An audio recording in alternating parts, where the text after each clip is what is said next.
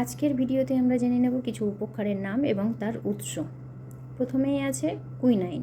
Quinine কোথা থেকে পাওয়া যায়? সিনকোনা গাছের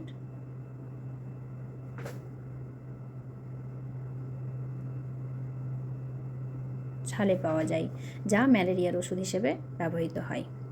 2 নম্বরে রয়েছে রেসারপিন। রেসারপিন কোথা থেকে পাওয়া যায়? সর্পগন্ধা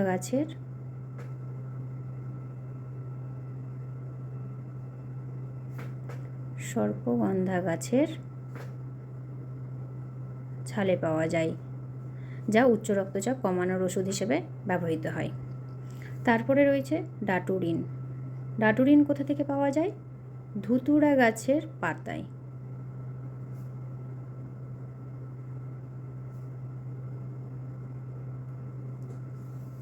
4 নম্বরে রয়েছে নিকোটিন। নিকোটিন কোথা থেকে পাওয়া যায়? তামাক গাছের পাতায়।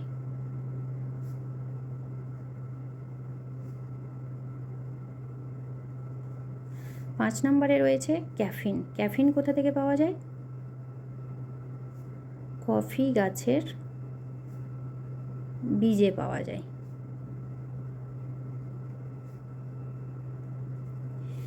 এরকম ভিডিও আরও পেতে অবশ্যই চ্যানেলটি সাবস্ক্রাইব করুন এবং পাশে থাকুন।